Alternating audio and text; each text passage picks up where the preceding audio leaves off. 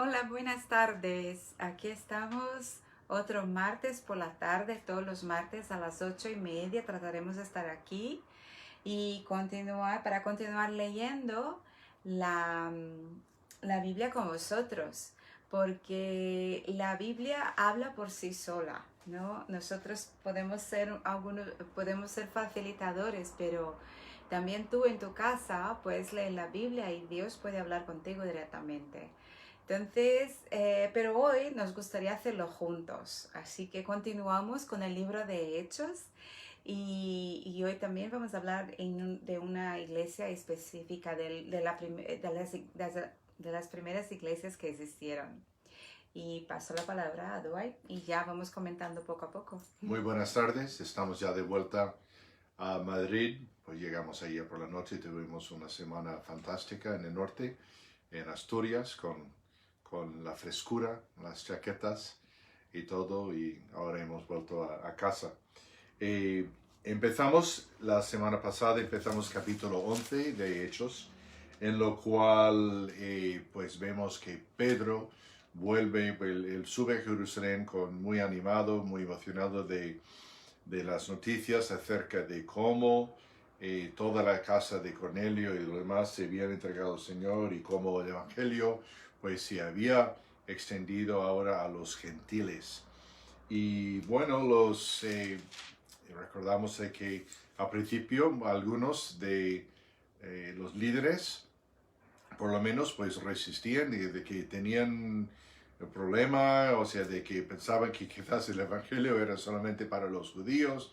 Eh, Regañaron a Pedro por haberse asociado con los gentiles y luego pues Pedro pues les contó como Dios le había revelado de que lo que él ha declarado limpio, de que no es inmundo, que se puede. Entonces se dieron cuenta y al final glorificaron a Dios, ¿no? Y vemos que eso es un gran motivo de esperanza, que en el día de hoy en que vivimos aún infelizmente seguimos con asuntos de racismo, seguimos con asuntos de pues prejuicios sobre otros grupos, sobre otras personas, y tenemos que darnos cuenta de que el Evangelio es igual para todos.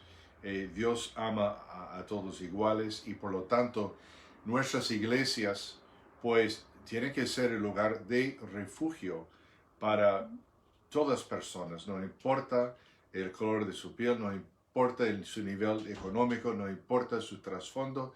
Eh, Alguien una vez dijo que la iglesia es un hospital de pecadores, no un palacio para personas perfectas, ¿no? Pero un palacio para santos, ¿no?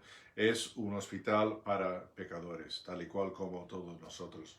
Pues sigamos leyendo aquí.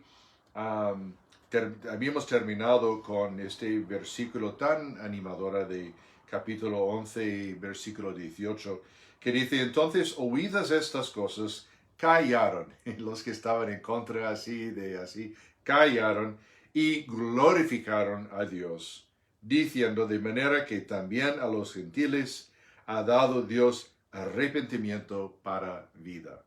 Wow. Si solamente tenía que recordar de los muchísimos pasajes en el Antiguo Testamento que declara plenamente, claramente, de que el Evangelio era para todo el mundo y en fact, de hecho, que Dios usaría a los israelitas pues a llevar el mensaje de salvación a los pueblos no judíos, a los gentiles, ¿no? Luz para las naciones, ¿no? Y por fin pues vemos que ellos se dieron cuenta y se callaron de sus quejas y empezaron a glorificar a Dios por lo que había hecho, ¿no? Ahora empezamos con versículo 19 y el plan es llegar al final del capítulo 11. Y aquí hablamos acerca de una de las iglesias, como dijo Mara, de Antioquía. Antioquía hoy en día es una ciudad de no mucha importancia, unos 5,000 habitantes, pero nos dicen los historiadores que en esa época, pues del primer siglo, era casi una ciudad de 500,000 de habitantes, mucho comercio, de mucha importancia, una de las más importantes de la región, incluyendo Alejandría, Jerusalén, pues otras, ¿no? Pero entonces leemos así el texto. Ahora bien, los que habían sido esparcidos a causa de la persecución que hubo con motivo de Esteban. Eso en Hechos 8. Recordamos que al principio de capítulo 8 empieza de que hubo, después del martirio de Esteban, pues hubo una gran persecución y miles, se supone de que centenares y que pues a lo mejor miles de los creyentes se huyeron pues corriendo de Jerusalén porque la persecución era muy, muy fuerte. Y entonces entendamos que Dios de vez en cuando usa maneras que quizás nosotros no percibamos, que el plan de Dios era pues para que ellos llevaran el Evangelio pues a Jerusalén, Judea, Samaria, a las últimas partes de la tierra, ¿no? Pero hasta capítulo 8 se habían quedado en Jerusalén. Y quizás Dios pensaba, bueno, ya es hora, ¿no? Entonces, pues utilizó pues la persecución para hacerles. Y así dice. Dispersarles. Exacto. Y dice así, que hubo motivo de Esteban, pasaron hasta Fenicia, Chipre y Antioquía, no hablando a nadie la palabra, sino solo a los judíos. Aquí pensaríamos, ¿cómo es eso? ¿Por qué solamente hablarían a los judíos? Quizás al principio entendían que el evangelio era principalmente para judíos. Eso es erróneo, obviamente. Quizás fueron a hablar solamente a los judíos porque era lo que conocían. Ellos eran judíos. Quizás no sabían bien comunicar el evangelio. Transculturalmente. Exacto. Entonces, pero había entre ellos algunos varones de Chipre y de Cirene, personas anónimos. No sabemos sus nombres. Algún día los llegamos a conocer en el cielo. Los cuales cuando entraron en Antioquía hablaron también a los griegos, anunciando el evangelio del Señor Jesús. Aleluya por estas personas, ¿no? Esos son héroes que aquí no dice sus nombres, pero Dios sabe sus nombres completamente. Y estos son héroes porque fueron los primeros para predicar y empezar obra como en la iglesia entre los no judíos, ¿no? Y eso para mí es muy importante porque muestra dos cosas. Primero que Dios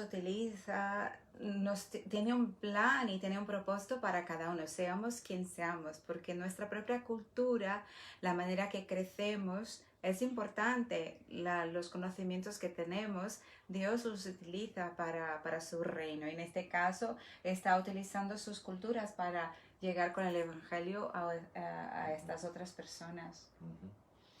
Y luego dice, versículo 21, y la mano del Señor estaba con ellos. Y gran número creyó y se convirtió al Señor. Pues claro, si la mano del Señor está con ellos y si está con nosotros, grandes cosas nos van a suceder. No nos sorprende, ¿no? Un gran número creyó, no sabemos cuántos, pero y se convirtió al Señor. Llegó la noticia de esas cosas a oídos de la iglesia que estaba en Jerusalén y enviaron a Bernabé que fuese hasta Antioquía. Bernabé, nos recordamos que era un hombre grandemente utilizado por el Señor, pues para animar. Fue él que se quedó al lado abogó por el caso de Pablo delante de la iglesia en Jerusalén, que todavía pensaba que era el gran asesino de los creyentes. Bernabé era una gran persona que Dios utilizó. Y me imagino sin duda de que le enviaron a Bernabé pues con el propósito para ayudar a esos creyentes nuevos, para discipularles, para empezar. Yo creo que también era un cuidado que ellos querían tener de que el evangelio estaba siendo puro, porque pasa que a veces oímos algo y pasamos un evangelio ya no tan puro como lo que el Señor nos enseñó. Y entonces ellos querían estar seguros de que el Evangelio era puro y eran las palabras de Cristo y nada añadido de nada. Y entonces asegurándose que una persona con este deseo de animar a otros pudiera ir ahí y discipularles.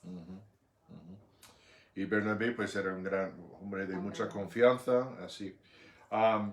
Cuando llegó y vio la gracia de Dios, se regocijó y exhortó a todos a los que con propósito de corazón permaneciesen fieles al Señor.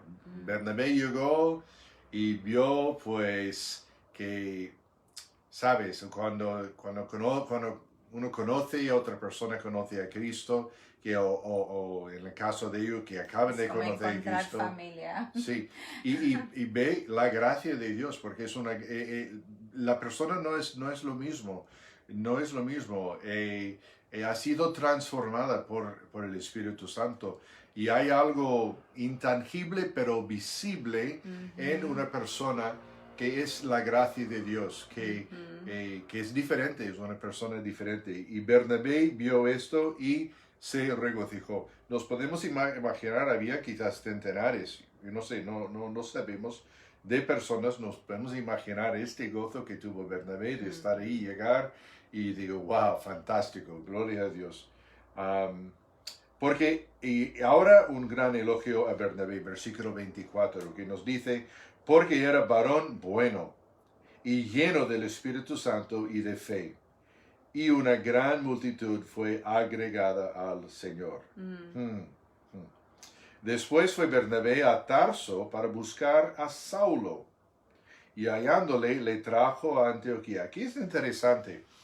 La última vez que vemos a Saulo, todavía llamado Saulo, luego le empiezan a llamarle Pablo, el cambio de nombre, que la última vez que le vimos a Saulo fue pues al final, en capítulo 9, de Saulo estaba en Jerusalén y luego le mandaron, porque había una persecución, y a mediados de capítulo 9, cuando supieron esto, los hermanos le llevaron hasta Cesarea y le enviaron a Tarso. Era su ciudad de donde vivía. Y pues y ahora, a mediados de capítulo 11, aparece de nuevo, todavía está en Tarso. Me imagino, normalmente Lucas no nos dice lo que estaba haciendo en Tarso, tampoco sabemos cuánto tiempo, a lo mejor eran algunos meses, pues en este tiempo quizás estuvo ahí predicando pues en su ciudad o lo que sea, pero es interesante que Bernabé ahora viendo la gran necesidad de estos creyentes nuevos en Antioquía, pues él piensa, necesitamos a Pablo, a Saulo aquí. Y le enviaron a Saulo y hace para venir que fuese a Antioquía.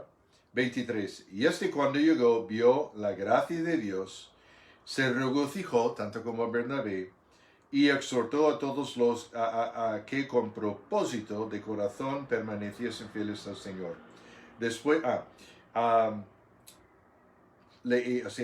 hallándole, le trajo a Antioquía y se congregaron ahí todo un año con la iglesia y enseñaron a mucha gente, y a los discípulos les llamó cristianos por primera vez en Antioquía.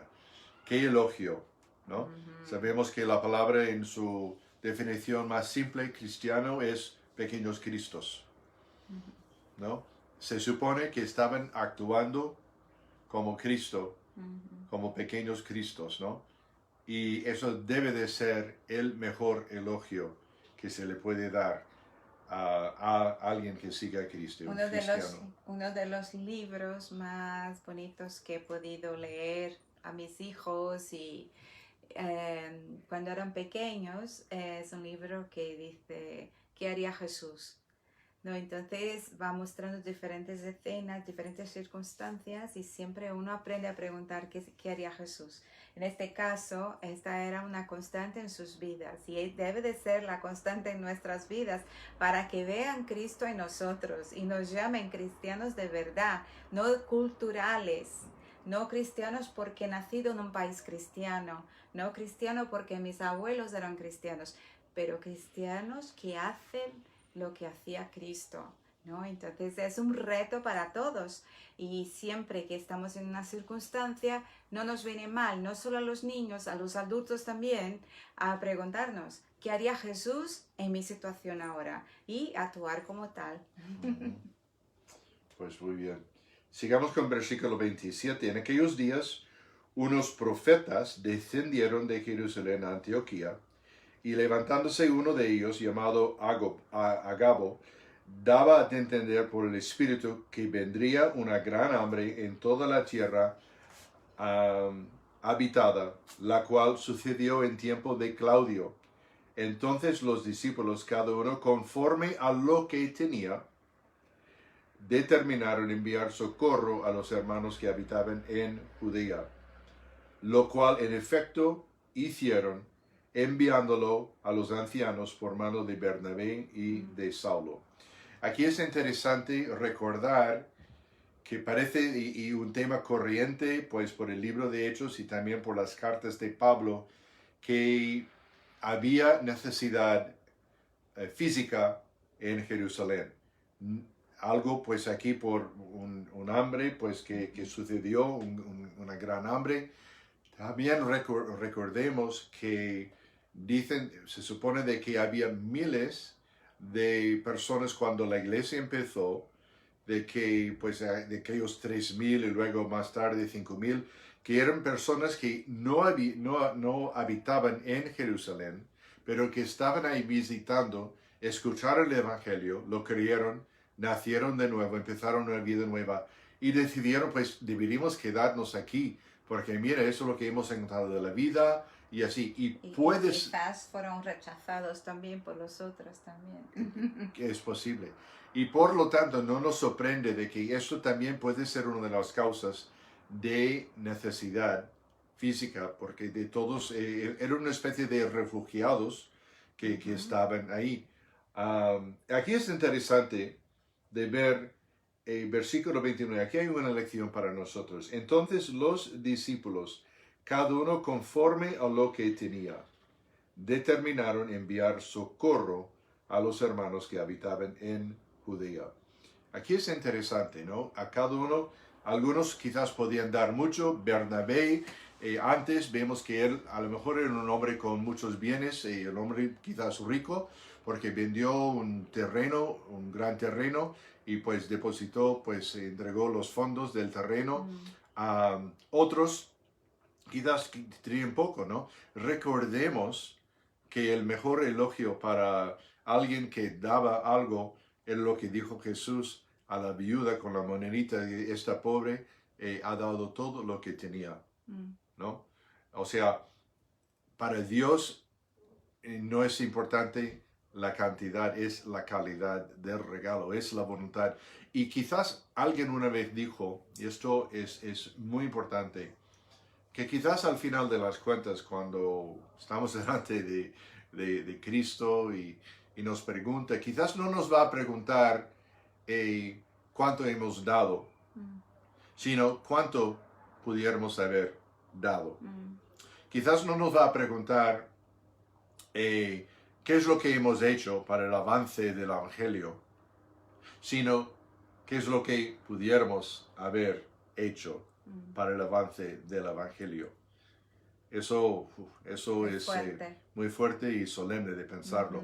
Pero aquí, amigos, aquí es muy importante de vernos, cada uno hizo, determinó, cada uno conforme a lo que tenía. Algunos podían dar mucho, otros muy poco, pero cada uno conforme. Y eso es bello, ¿no? Eso me acuerdo de la historia de los israelitas que estaban ofrendando en la construcción, en las preparaciones de los materiales del templo, ¿no? Que estaban ofrendando varias joyas, materiales y tal, y así oro, plata, joyas, diferentes cosas materiales así. Y hubo una generosidad tan grande entre ellos de que Moisés otros decían que ya no hace falta, ya tenemos todo, paraos ya, o sea, no hace falta más, ¿no? Y sabes que la Biblia nos dice que Dios honra, que Dios agradece a dadores generosos, ¿no? Y los que dan con alegría, Con porque alegría. también tú puedes dar mucho Sí. y tener un espíritu que la verdad no quería hacerlo, tengo que hacerlo porque están esperando esto de mí. Entonces no es cuestión de lo que das y la cantidad, pero como dijo Dwight, la calidad, el espíritu con que da, porque la Biblia dice que Dios ama al que da con alegría y no con un poco de espíritu gruñón. Bueno. Y también pensar que el dar, obviamente, y especialmente en los días que quizás vendrán, habrá mucha necesidad alrededor nuestro. Y tendremos que ver cuánto podemos y ayudar, y pensando siempre que Cristo no ve la cantidad, pero la calidad de tu regalo.